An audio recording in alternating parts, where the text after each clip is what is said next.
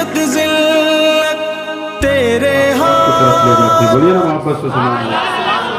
کہاں لے جاتے ہیں فرشتے؟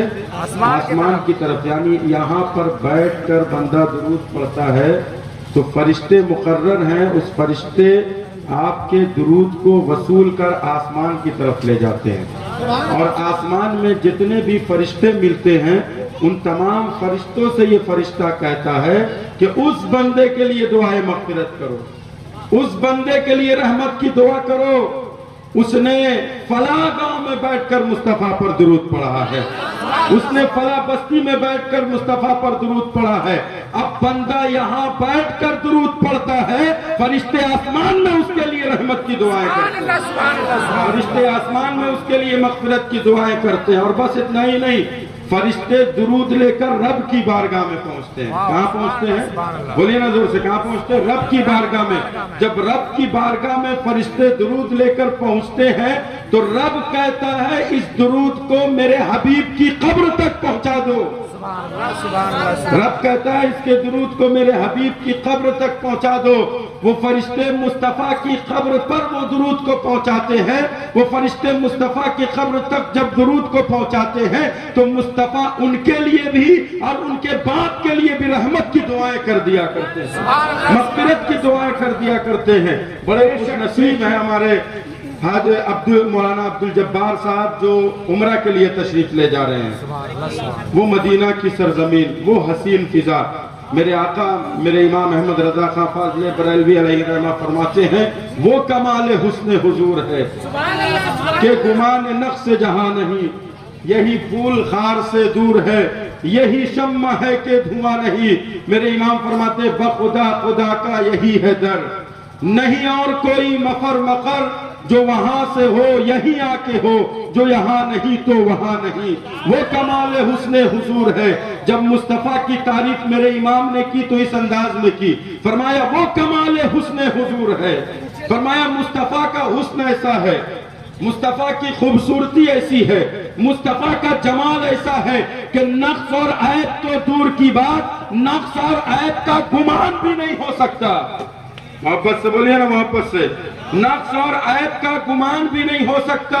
اور فرمایا یہی پھول خار سے دور ہے، یہی شمع ہے کہ دھواں نہیں. عبد الجبار صاحب جا رہے ہیں مدینے کی سرزمین پر. میرے امام کہتے ہیں مدینے کی سرزمین ایسی سرزمین ہے کہ یہاں کے پھول میں کوئی کانٹے نہیں ہیں. دنیا کے تمام پھول اٹھا کر دیکھ لو، گلاب بڑے خوبصورت پھول ہے لیکن گلاب کے ساتھ بھی کانٹا ضرور ہے. لیکن میرے امام کہتے ہیں مدینے والا پھول ایک ایسا پھول ہے کہ ہر طرح کے کانٹے سے محفوظ ہے.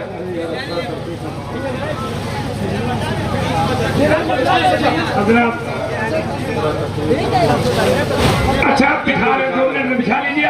پیچھے جتنے لوگ کھڑے ہیں سب آگے آ جائیں، یہ آپ ہی کے لیے بستر بچھائے جا رہے ہیں. جلدی بچھا کر بیٹھیے، جلدی بچھا کر بیٹھیے. میرے امام کہتے ہیں وہ کمال حسن حضور ہے. توجہ ہے آپ کی؟ بیٹھ گئے محبت سے؟ توجہ ہے نا آپ کی؟ میرے امام کہتے ہیں وہ کمال حسن حضور ہے کہ گمان نقص جہاں نہیں، یہی پھول خار سے دور ہے، یہی شمع ہے کہ دھواں نہیں. میرے امام کہتے ہیں کہ مدینے والا پھول ایک ایسا پھول ہے کہ ہر طرح کے کانٹے سے محفوظ ہے. اور فرمایا مدینے والی شمع ایک ایسی شمع ہے کہ اس شمع میں کوئی دھواں نہیں. فرمایا دنیا میں جتنی بھی شمع جلتی ہے ہر شمع کے ساتھ دھواں ضرور ہوتا ہے، لیکن مدینے والی شمع ایک ایسی شمع ہے کہ جب جلتی ہے تو دھواں نہیں ہوتا، بلکہ مدینے کی شمع کو جو دل میں جلا لیتا ہے وہ زمانے میں ممتاز ہو جایا کرتا ہے. محبت سے اور محبت سے بولیے اور عقیدت سے. مدینے والی شمع ایک ایسی شمع ہے جو دل میں جلاتا ہے وہ زمانے میں ممتاز ہو جاتا ہے. ابو بکر نے جلایا تو صداقت کے پیکر بن گئے، عمر نے جلایا تو عدالت کے پیکر بن گئے، عثمان نے جلایا تو سخاوت کے پیکر بن گئے، اور میرے مولا علی نے جلایا تو شجاعت کے پیکر بن گئے. اور اس شمع کو جو جلا کر قیامت کے دن لے جائے گا تو پل صراط کے نیچے آگ ہے، وہ آگ کہے گی اے گزرنے والے جلدی گزر جا، تیرے دل میں عشق مصطفیٰ کی شمع جل رہی ہے. محبت سے اور عقیدت سے اور محبت سے اور عقیدت سے بولیے اے پل صراط سے گزرنے والے، اے مدینہ والے سے محبت کرنے والے، جلدی گزر جا، جلدی گزر جا، تو جلدی نہیں گزرے گا تو میری آنکھ ٹھنڈی ہو جائے گی۔ گویا جو اس شمع کو لے کر قیامت کے دن پل صراط سے گزرے گا تو جہنم کی آگ بھی کہے گی کہ گزرنے والا کوئی غدار نہیں ہے بلکہ عاشق مصطفیٰ گزر رہا ہے۔ نعرہ تکبیر، نعرہ رسالت، آل رسول، باغ طیبہ کے پھول۔ پل صراط سے گزرنے والے جب عاشق گزریں گے تو جہنم کی آگ کہے گی اے گزرنے والے جلدی گزر جا، جلدی گزر جا، جلدی گزر جا، تیرے گزرنے کی وجہ سے میری آنکھ ٹھنڈی ہو رہی ہے۔ پتا چلا جو عشق کی شمع لے کر جائے گا قیامت کے دن جہنم کی آگ سے بھی محفوظ رہے گا۔ اسی لیے میرے امام نے کہا تھا اے عشق تیرے صدقے جلنے کو چھٹے سستے، جو آگ بجھا دے گی وہ آگ لگائے گی۔ ہم ایسی آگ نہیں لگاتے جس سے خود جل جاؤ۔ مجوسی نے لگائی آگ، ہاتھ لگایا خود جل گئے۔ مجوسی نے آگ جلائی، حالانکہ مجوسیوں نے آگ کی پرستش کی، آگ کی عبادت کی، لیکن وہ آگ اسے فائدہ نہ دی۔ ہم عشق کی آگ جلاتے ہیں، ہم مصطفیٰ کی محبت کی آگ جلاتے ہیں۔ جب یہ آگ سینے میں لگتی ہے تو ہندوستان میں دل نہیں لگتا، بلکہ ہر وقت یہ تمنا ہوتی ہے کہ یا رسول اللہ مجھے مدینہ بلا لیجئے، اب ان میں ہمارا گوارا نہیں ہے۔ کیا کہنا ہے حضرت؟ سبحان اللہ، سبحان اللہ۔ آپ پوچھئے حضرت مولانا عبدالجبار صاحب سے، جب سے ان کی حاضری کی انہیں خبر ملی ہوگی کہ اب مدینے میں حاضری ہماری ہوگی، اب میں مدینہ جاؤں گا۔ عبدالجبار صاحب آپ سے توجہ چاہوں، کیا آپ کو ہندوستان میں من لگتا ہے؟ کیا آپ چاہتے نہیں ہیں کہ جلد سے جلد مدینہ پہنچ جائے، جلد سے جلد اس حسین فضا میں پہنچ جائے، جلد سے جلد وہ گنبد خضرا دیکھ لے جن کے بارے میں میرے امام نے کہا تھا حاجیوں آؤ شہنشاہ کا روضہ دیکھو، کعبہ تو دیکھ چکے، کعبے کا کعبہ۔ بے شک، بے شک، حاجیوں آؤ، پھر بولیے واہ واہ واہ واہ۔ حاجیوں آؤ شہنشاہ، حاجیوں آؤ شہنشاہ کا روضہ دیکھو، کعبہ تو دیکھ چکے، کعبے کا کعبہ دیکھو۔ ارے وہ مسجد نبوی، آپ کو ایک بات بتاؤں، مفتی احمد یار خان نعیمی علیہ الرحمہ نے ایک بڑی پیاری بات لکھی ہے، فرمایا تمام مسجد میں نماز پڑھو گے، سمجھ رہے نا، تمام مسجد میں، چاہے ہندوستان کی مسجد ہو کہ پاکستان کی، چاہے افغانستان کی مسجد ہو کہ ہالینڈ کی، توجہ چاہوں گا آپ سے، تمام لوگوں کی توجہ ہے نا، بڑا محبت سے یا رسول اللہ۔ کسی مسجد میں نماز پڑھو، علماء بیٹھے ہیں، توجہ چاہوں گا، فرمایا آگے صف والے کو زیادہ فضیلت اور آگے صف میں جو دہنے سائڈ ہے اس کو زیادہ فضیلت۔ سمجھ رہے ہیں، مفتی احمد یار خان نعیمی نے بھی اس کو لکھا، آگے صف میں پڑھو گے فضیلت زیادہ اور آگے صف میں داہنی سائڈ رہو گے تو فضیلت زیادہ۔ لیکن فرمایا مدینے میں ترتیب بدلی، مدینے میں ترتیب بدل گئی۔ سوال ہوا آخر ترتیب مدینے میں کیوں بدلی؟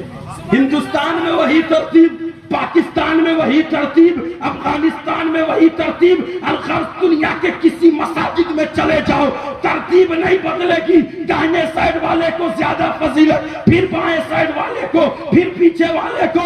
مدینہ میں فضیلت بدلی کیسے؟ تو جواب ملے گا کہ آقا کا روضہ بائیں سائڈ پر ہے، جدھر مصطفیٰ ہوگے فضیلت ادھر ہی چلی۔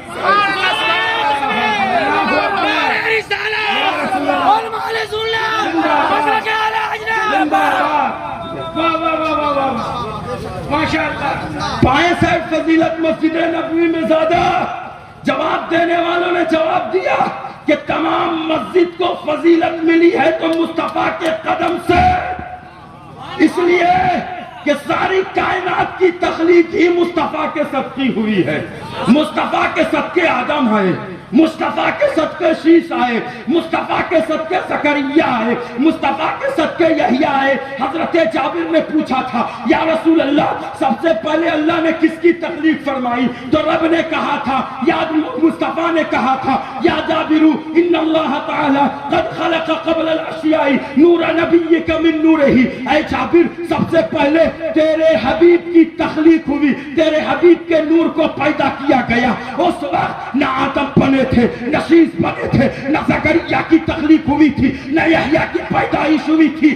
آگے پڑھ کر اگر یہ کہوں کہ ابراہیم کو خلت ملی ہے تو مصطفیٰ کے صدقے ملی ہے، یوسف کو جمال ملا ہے تو مصطفیٰ کے صدقے ملا ہے، عیسیٰ کو کمال ملا ہے تو مصطفیٰ کے صدقے ملا ہے، موسیٰ کو جلال ملا ہے مصطفیٰ کے صدقے ملا ہے، ابو بکر صدیق کی صداقت مصطفیٰ کے صدقے، عمر کی عدالت مصطفیٰ کے صدقے، عثمان کی سخاوت مصطفیٰ کے صدقے۔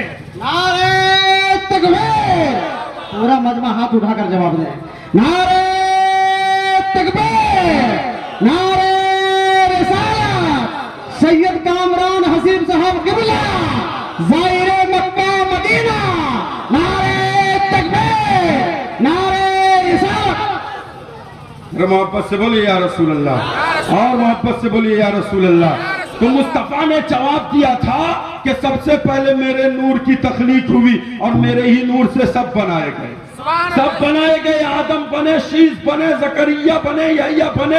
ابراہیم کو خلت ملی ہے تو مصطفیٰ کے صدقے، عیسیٰ کا کمال مصطفیٰ کے صدقے، عیسیٰ کا جلال مصطفیٰ کے صدقے، ابو بکر صدیق کی صداقت مصطفیٰ کے صدقے، عمر کی عدالت مصطفیٰ کے صدقے، عثمان کی سخاوت مصطفیٰ کے صدقے، علی کی شجاعت مصطفیٰ کے صدقے، اور آگے بڑھ کر اگر کہوں گا تو امام اعظم کی فقاہت مصطفیٰ کے صدقے، غوث اعظم کی غوثیت مصطفیٰ کے صدقے، غریب نماز کی کرم نمازی یہ بھی مصطفیٰ کے صدقے، اور آگے بڑھ کر اگر بات کھول دی جائے تو میرے امام کی مجددیت یہ بھی مصطفیٰ کے صدقے۔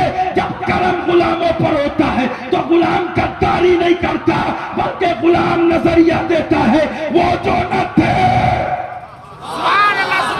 توجہ توجہ، وہ جو نہ تھے تو کچھ نہ تھا، وہ جو نہ ہو تو کچھ نہ ہو، جان ہے وہ جہان کی، جان ہے تو جان۔ مولانا عبد الجبار صاحب جا رہے ہیں مدینہ شریف۔ کہاں جا رہے ہیں؟ مدینہ شریف۔ مدینہ شریف جا رہے ہیں، وہ آقا کی بارگاہ میں، وہ مصطفیٰ کی بارگاہ میں۔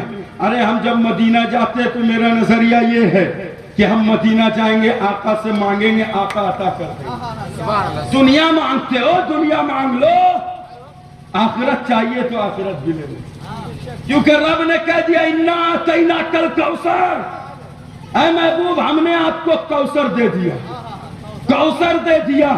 پتہ چلا کوثر بھی مصطفیٰ کا اور جنت بھی مصطفیٰ کی۔